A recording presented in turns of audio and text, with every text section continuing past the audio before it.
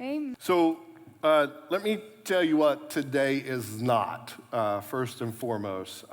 This is not the athletic director kind of getting up and doing a talk for athletes. That's not what this is. It's really easy to assume that that's what this is. I promise I will make no sport jokes, no references to Michael Jordan or LeBron or anybody like that. This is really, I think, something that we all can relate to for sure. So let me start by telling you this. Even though I just said, I was one of the lucky ones who got to do what I set out to do, like growing up. That was not always the case. I've had my fair share of weird jobs, some things that doesn't really just make sense at this point in my life, right? Like I started out my working career mowing for a mowing company. I did not realize how much that was going to prep me to be the athletic director, because I think I spend most of my days on top of a lawnmower these days. So I spent a time frame of my life delivering flowers.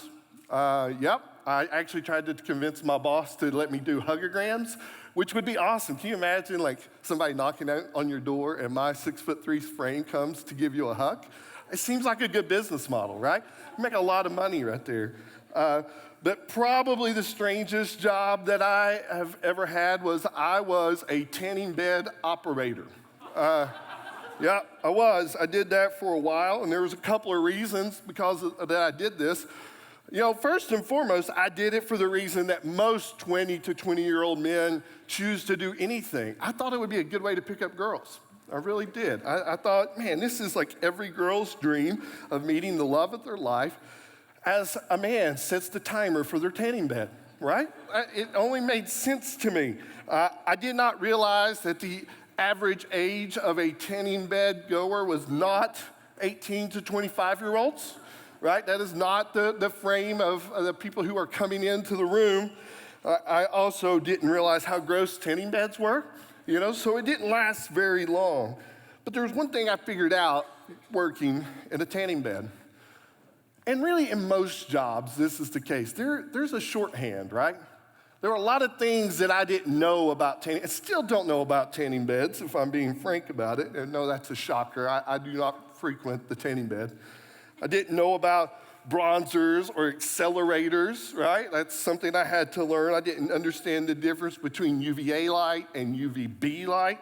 I didn't understand the difference between high pressure bulbs and low pressure bulbs. I had to figure this all out as I went. And for some reason, just because I was sitting behind that desk, mind you, most of the time I was playing a PlayStation that I brought home or brought from home. People seem to just keep asking me these questions as if I had the knowledge, as if I knew exactly what I was talking about when I really didn't. And the simple fact of the matter is I think this translates to the church. In church, in faith, there is a shorthand, a set of definitions, a way that we kind of go about our business, this assumed knowledge that we all have. And I think for us here at Johnson, maybe, just maybe, we make this mistake a lot. That we assume that you have an understanding of something that we're doing or something that we're teaching, right? Because if you're coming into faith, if you're new to it, or maybe you're outside of a faith tradition that we belong to, right? Like maybe you didn't grow up in a Restoration Movement church. Instead, you grew up in something else. You come in and you see our practices and you see how we speak about things, and it can get a little bit weird. Let's just be honest. It can be a little bit strange. You see the practice of communion, and you may have done it differently in the church you grew up in. And it feels a little bit odd when you do it here. And when we set out with this theme, I think for the semester, I think this is one of those times where this could get a little bit weird, right? When we start talking about listening, about hearing God's voice, and we speak about it in a shorthand as if it's assumed that everyone thinks this is normal. Right? Everyone thinks that it's normal to hear God speak. And the reality of it is it just isn't that normal. It feels a little bit strange.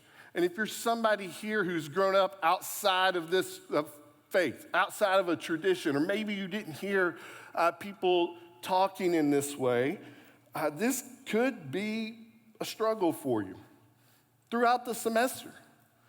To hear us talk about listening as if it's assumed, as if we expect that you're going to hear God's voice. And I'm going to be honest, today's passage, the one we just heard, for me was a struggle as a kid. I really struggled with it a lot. For whatever reason, I had people in my life, my Sunday school teachers growing up. I was a church kid. I never missed. I grew up in the church. I lived across the street from the church. I was there every time the doors opened, all week long. And my Sunday school teachers, Juanita, Berna, and Betty, those were my 3 Sunday school teachers when I was growing up. I know, I'm from Bunker Hill. It's Tennessee, people. Like, we got some strange names. So Juanita, Berna, and Betty, they keep coming back to this passage over and over. And I kept thinking to myself, this feels weird. This just feels weird. And it feels weird on a couple of levels. One, this story takes place, it takes place in a sleeping setting, right? That's really the basis of it. Let me read this passage to you here as we kind of get going. And hear it one more time. It's not going to appear on the screen. Just let me speak the words over you and just feel the awkwardness that is taking place. Meanwhile, the boy Samuel served the Lord by assisting Eli. And now, in those days, messages from the Lord were very rare. Visions were quite uncommon. One night, Eli, who was almost blind by now, had gone to bed. The lamp of God had not yet gone out, and Samuel was sleeping in the tabernacle near the Ark of the Covenant, or near the Ark of God, and suddenly the Lord called out, Samuel. Yes, Samuel replied. What is it? He got up and he ran to Eli. Here I am. Did you call me? Then the Lord called out again, Samuel. Samuel got up, went to Eli. Here I am. Did you call me? I did not call you, my son. Eli said, go back to bed. Samuel did not yet know that it was the Lord because he had never heard a message from the Lord before. So the Lord called a third time, and once more Samuel got up and went to Eli. Here I am. Did you call me? Then Eli realized it was the Lord that was calling the boy. So he said to Samuel, go, lie down again, and if someone calls again, say, speak, Lord, your servant is listening. There's some weird stuff here. I'm a parent now. I have a 9-year-old and a 4-year-old, and I'm just going to tell you, sleeping experience is really important in my life. It just is very, very important. And I'm going to tell you, about once a week, a 9-year-old boy comes down to my bedroom and tells me that he hears voices or he hears sounds in his room. And I'm going to tell you, my response to that is not, hey, son, go back to bed. It is not. It's usually anger. I usually throw a pillow, or I say, get in there, there's nothing here. There's plenty of nights where I have to go up into the room and look for things that do not exist, right? I had to look in closets and under beds and through toys, and I had to shut blinds because he thinks somebody can see through the window. Even though he's on the 2nd story of our house, he still sees that, right? That's just not how it works. Also, about once a week, I wake up to a 4-year-old trying to wrap her small frame around my body. I don't know how she does it, but somehow she's figured out how to spoon a 6'3", 250-pound man at 4 years old. And I'm going to tell you, my response to that is not go back to bed. It is anger. It is frustration. There is a lot of things that are going on. There's oftentimes I'm putting her in the floor. I'm saying, please, for the love of God, just go to sleep. That's what it looks like for me. That's not what you find in this story. Eli it's funny, I think when the writers write these stories, oftentimes they just take out so much emotion, right? Oh, go back to bed. And that's the way we read it. But that's probably not what's happening here. And I also read this, and it just seems, as Eli explains this to Samuel, that the fact that he heard God's voice, it's just normal. It's just common. It's just common. Doesn't even think twice about it. Go lie down, and when he speaks again, here I am. Again, referencing my 9-year-old. That's not how this would have gone down. It's just not, right? I'm gonna be honest, referencing myself at 40, almost 44 years old, I would not have responded this way. If I'm hearing voices, I'm not gonna go back and lay down in my bed and wait for the voice to come back. I'm going to a hospital, right? That's where I'm going. It's going to look different. So for some reason, we think of it as this common thing, this normal thing. And when you read Scripture, I know this for me. When Juanita, Verna, and Betty would talk about stories and stories like this, it became this normal thing. I'm supposed to hear God speak. I'm supposed to hear his voice. And maybe for you here, listen, there is no judgment here. We all have different experiences. Maybe for you, it is a normal thing. What I'm saying is for me, and I think for a lot of people, it's not. Because when we read the Scripture, we try to put ourselves into the story, which is a good thing. But this is one of the issues. This issue right here, when we put ourselves in the story, it almost becomes unreal. Because you think through it. The record of Scripture that we have, it covers, not counting the first 3 chapters of Genesis, it counts for what, about 4,000 years of history, right? Several million people lived during that time span, and what we see in our recorded record of the Bible is about 60, 70 people who hear the voice of God. It's not a good percentage. It's not that high. There aren't that many people going around hearing these voices, hearing God speak, listening to him call out to them. It's just not happening that often. And for me, I would hear a story like this in Sunday school, and I would think, I'm supposed to hear this voice. And I just don't. I just don't. And I would get worried that somehow I was doing things wrong because I didn't hear it. Somehow I was not a follower of Christ because I couldn't hear him speaking into my life.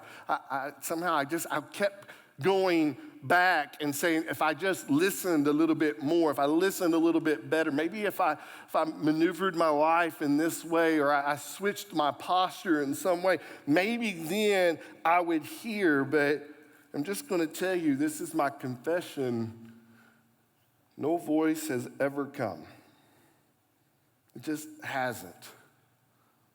I really wish it would, but it hasn't. And so much of my life has been looking for that voice that just isn't there. And I think that that's probably normal. I think in this room, that's probably normal. It took me a long time to accept that. It took me a long time to come to a place where I felt okay with it. But the reality is this: listening is a struggle. It's just a struggle. I don't think there's a professor that you have, I don't think there is a Johnson staff member around who would say otherwise. It is a struggle. It is hard to figure out how God is moving us, how he is calling us. And I'm not going to be here and claim to be any kind of expert in any way, shape, or form. But I am going to make a few observations. A few things as we set out on our journey through this semester of listening, maybe that can help guide us, that can help move us in the right direction, okay? First is this: Listening does not mean that God is answering what job you should pursue. Listening to God is not about a job. It's not about your future. It's not about, hey, go and do this. In all the accounts of God speaking in Scripture, maybe there's a professor in here who can tell me otherwise, but I don't think there's very many that says, hey, this is what you should do for a living. This is where your passion and your career meet. Right? God's speaking in that form. We just don't see examples of it. And I think one of the reasons that we don't hear God speaking, we struggle with listening, is because the thing we're trying to listen to is something that maybe just doesn't matter as much as we think it does. Maybe it's not about the specific job that you're going to end up in, and maybe it's about what you're going to do with the time that you're given. Maybe it's more about how you're going to go about doing that job than it is about the job that you do. I said, I was one of the lucky ones. I was very fortunate. I knew coaching was going to be part of my life. I knew it. I knew that working for the church was going to be part of my life. I'm not saying that those things were easy. I'm not saying that I heard some magical voice and I said, oh yeah, this is it. But it was something that I was passionate about. It was something that I felt like God had not necessarily spoken to me, but it was almost the way that he had wired me, that he had created me to be. And it was more about discovering how I was wired rather than listening to a voice that come down from on high. I think what God is doing is when he speaks, and when you see it in the Bible, he's speaking more about injustice in the world than he is about what you can do for an income. He's speaking into how we can make things better, how life could be better, how we can make things right in this world. My second observation is this: listening has little to do with you and more to do with God.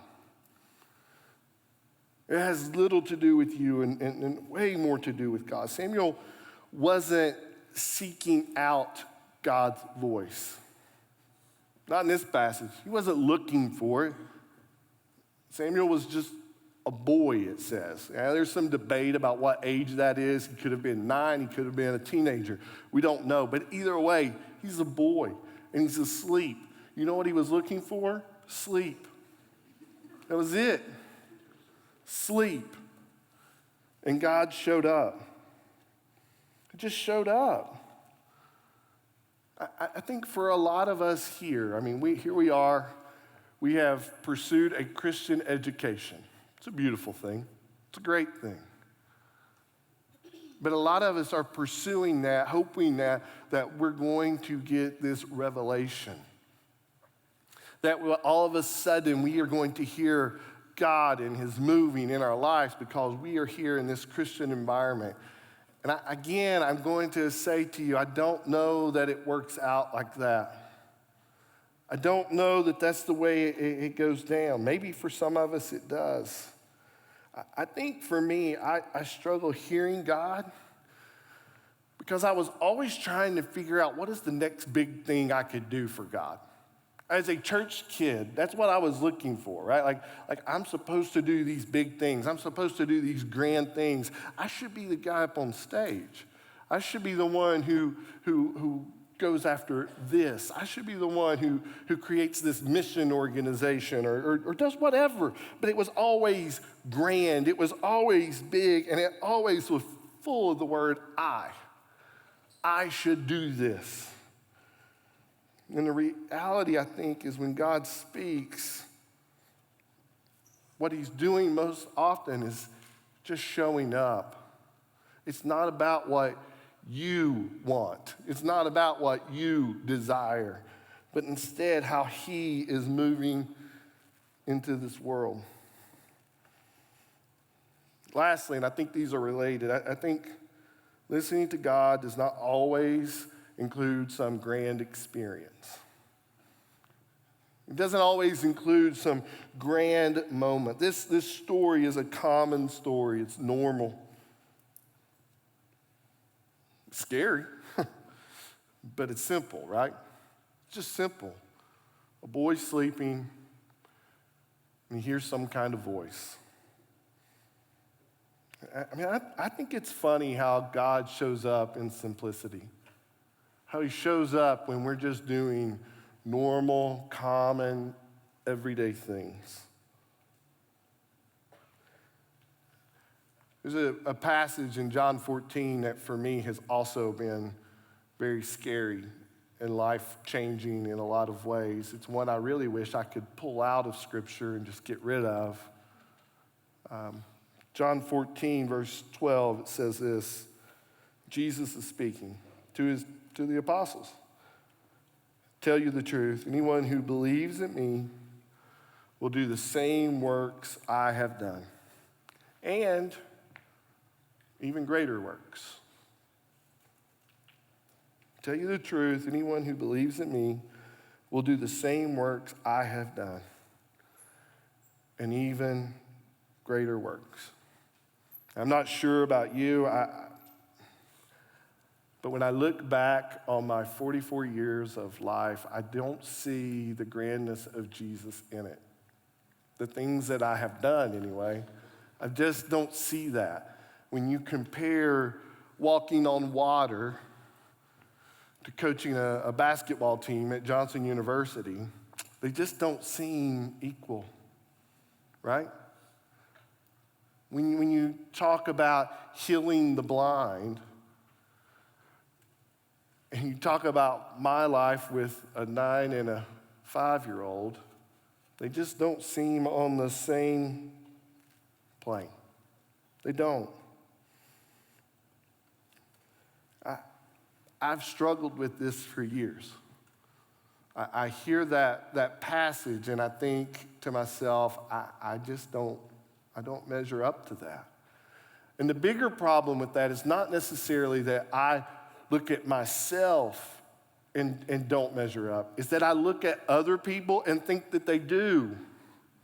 I think they measure. I think they're the ones who are doing this great work. They're the ones who are doing things that are even bigger and grander. It's really sad. Dr. Smith, actually, 2 weeks ago, he shared this thing. He said that most of us here had kind of bought into this lie, right? The lie that things kind of revolve around us, that we have just kind of bought into this concept that everything that we do, everything that we are shaped by, it's almost as if the universe revolves around us. I think there's a lot of truth to that.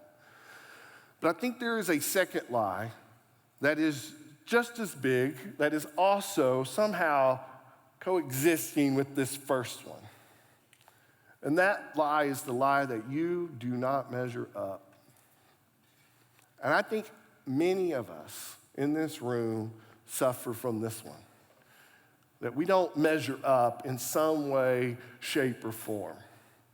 That because my spiritual life isn't filled with these magnificent moments, I somehow am lesser than others. Because my life doesn't hear the voice of God, because I don't see that interacting in everyday situations, I just don't measure up. But the reality is this, people, like you got to hear this part of it. God is doing things whether you think they are big or not. He continues to move and interact in this world in ways that we do not understand. They're not all grand. They all don't have crowds of people. Sometimes they are simplistic. Sometimes it starts with you choosing to read a book rather than playing a video game. Sometimes it starts with you learning something. Sometimes it starts with you experiencing what other people are going through, for you to understand what life looks like. God is interacting in these everyday, mundane, ordinary ways, and some we are just allowing it to go by because we believe the lie that we are not good enough, and that is just not the God of Scripture. I mean, you in here, you guys measure up. You measure up in bigger ways than you can imagine. Listening to God, it comes in all kinds of formats. It comes in all kinds of manners. It don't have to be grand. It don't have to be big. It don't have to blow your mind. It can happen in small ways. It's the way that you choose to react in kindness. It's when you're choosing to put someone else in front of yourself. It's when you're living this life, when you're lending money to someone or you're just giving it away. It's if you choose to share your life with someone rather than just kind of go about your business. It's when you're choosing to trust that God's answers of healing, right?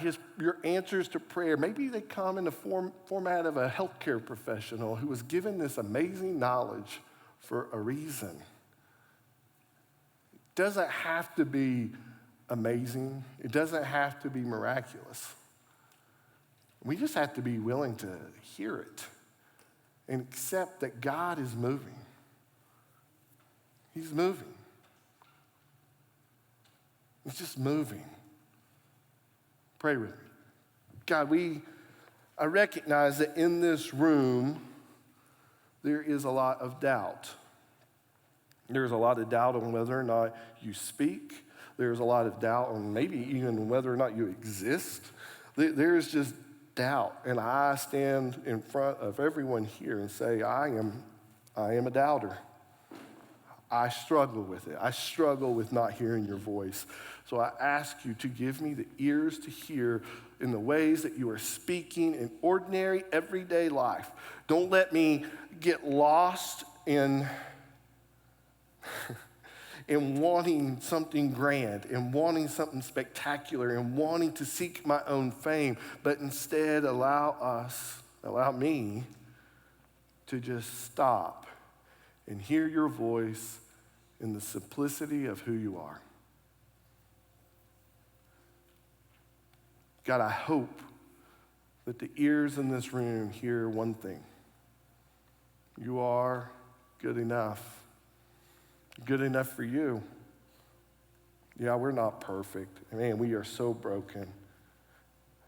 But it does not stop you from loving us. It does not stop you from seeking us.